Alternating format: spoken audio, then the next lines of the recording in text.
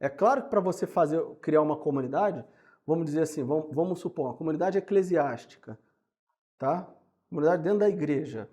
Como é que você faz esse tipo de coisa? Primeiro de tudo, você precisa ter um pároco ali que entenda o que está acontecendo na situação concreta da região, do país, do mundo.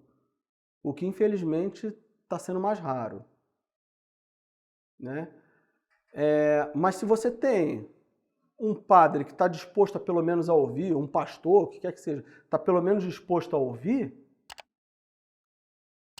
e você tem poder de influência, fala bem, chega mostrando como é que as coisas são, o cara, opa, esse cara aqui eu tenho que falar. Tem que ouvir, aliás, tem que ouvir. Mesmo que eu não concorde no primeiro momento, se eu vou falar qualquer coisa contra o que esse cara pensa, porque esse cara sabe, vamos dizer assim, esse cara sabe. Se eu for falar alguma coisa contrária ao que ele pensa, eu tenho que tomar muito cuidado. Nesse momento você já inibe o cara de falar qualquer tipo de abobrinha. E ele vai te ouvir. Então, primeiro momento, nesse sentido aí, as decisões devem ser tomadas em casa, conversadas entre as pessoas e levadas para as instâncias superiores. No caso, levar ao pároco. De modo que o pároco, com outros párocos, possam levar aos bispos. Só que olha só, percebam bem, o que eu estou propondo aqui não é uma solução que vai aparecer na semana que vem. Isso aí demora anos e mais anos. Eu não tenho perspectiva de quantos anos vai demorar. Eu sei que, por exemplo, para nós atingirmos o auge da, sei lá, da civilização cristã ali na Idade Média, nós tivemos aí 1000 anos, mais ou menos, para chegar assim ó, a coisa aqui agora tá funcionando melhor, né? Ou seja, uma construção, né? E é claro, respeitando as peculiaridades locais também. Porque, por exemplo, o mesmo tipo de decisão que nós podemos tomar aqui, por exemplo, na paróquia aqui, Divino Espírito Santo, né? Ali, Divino Espírito Santo, né? Na paróquia Divino Espírito Santo, não vai ser a que vai ser tomada, sei lá, na paróquia Nossa Senhora do Patrocínio, em Barão de Juparanã, lá no interior do estado do Rio de Janeiro, onde eu fui batizado. Lá o município, sei lá, tem 10 mil habitantes, Curitiba tem 1.800.000 pessoas. Então tem que levar em consideração as peculiaridades locais também para a gente ter muito bom senso. Mas volto a falar algo muito importante. O princípio da subsidiariedade para criar comunidade forte, ele começa dentro de casa com o meu trato com os meus filhos e com a minha esposa, dentro desse núcleo. Sem esse tipo de coisa, não adianta eu nem chegar para conversar com o vizinho. Então, primeiro de tudo, comece em casa. Depois, feito isso em casa, nós podemos passar para um segundo momento, que aí sim são os vizinhos. Conhecer quem são os vizinhos. Sabe aquela coisa que a gente vê em filme antigo americano? Que o sujeito mudou lá, não sei o que, você vai e leva um bolo para casa do cara? Não tem uma coisa assim, que a gente tem mais ou menos no nosso ideário? O cara levou um bolo? É isso. Só que ninguém tem mais coragem de fazer esse tipo de coisa. Levar um bolo na casa do vizinho, o que custa? O vizinho, você acha que o vizinho vai brigar? Pô, você trouxe um bolo aqui, tu querendo emagrecer, tu acha que o vizinho vai falar um negócio desse? Não vai, pelo amor de Deus. Então, assim, não adianta as pessoas, repito, ficarem pensando, eu vou fazer o meu aqui, não adianta, não adianta. Nós temos que fazer alguma coisa para mudar a situação que está aí. E a gente só vai começar se a gente sair da zona de conforto, eu odeio esse termo, mas eu tenho que usar o termo, sair da zona de conforto mesmo, tá entendendo? E aí uma coisa importante então, como eu falei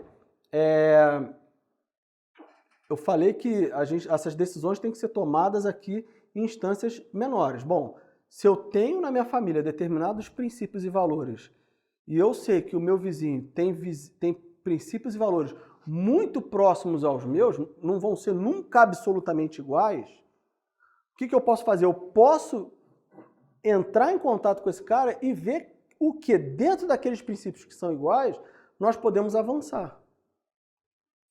Tá? E para isso, nós precisamos o quê? Nós precisamos definir os objetivos e os valores que nós temos ali. Se nós não temos definidos quais são os objetivos, qual o objetivo que eu quero para a minha vida, qual o objetivo que eu quero que o meu vizinho também tenha, isso aí não vai ficar nada claro. E como eu falei lá no início, eu sou católico apostólico romano. O que eu mais quero na minha vida? É ir para o céu.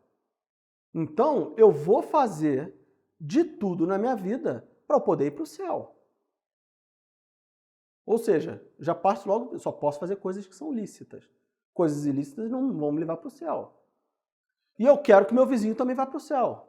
Mas antes do meu vizinho, eu quero quem vá para o céu? Minha esposa, em primeiro lugar, depois de mim, obviamente, e meus filhos.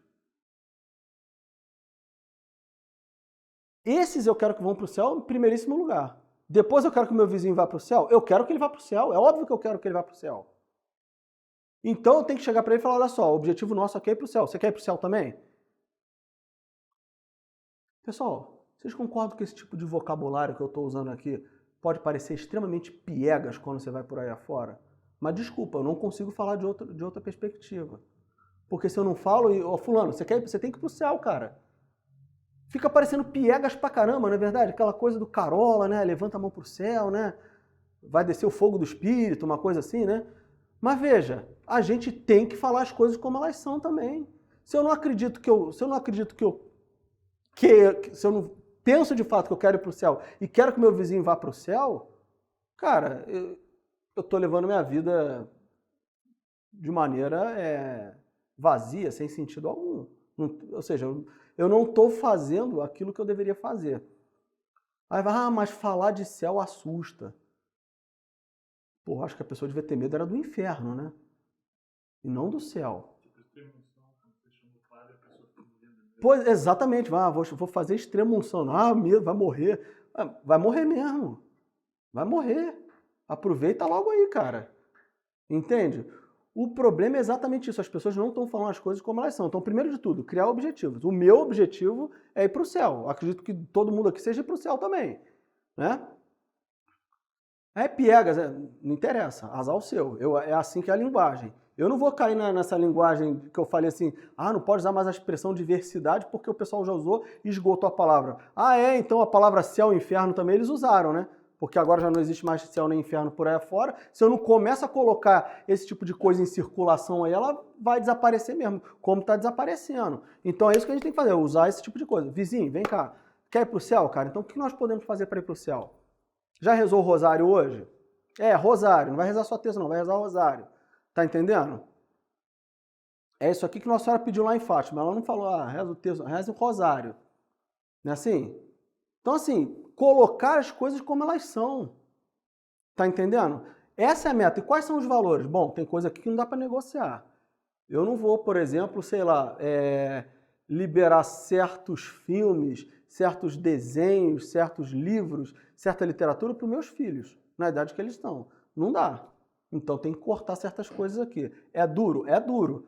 Repito, eu não estou aqui para ficar falando como todo mundo deve criar suas famílias. Eu estou falando que esses valores são os meus valores que eu tento aplicar em casa e eu sei que eu faço parte de uma comunidade na qual as pessoas elas pensam do mesmo modo como eu. E todo mundo está ali criando seus filhos e até onde eu vejo está todo mundo vivendo uma vida alegre, feliz. Ninguém vive carrancudo. Não, que duro que é isso daqui. Não, está todo mundo feliz, todo mundo alegre, vivendo a alegria do dia a dia, né? Outra coisa importante, quanto tempo eu tenho? 45.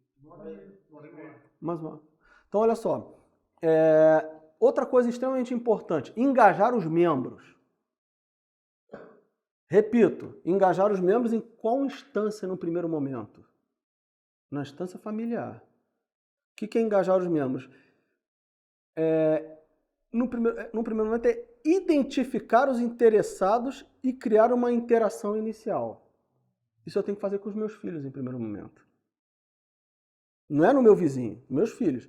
Vem cá, chego para meus filhos e falo, você quer ir para o céu mesmo? Quero. O que você fez hoje para ir para o céu? Fez alguma coisa?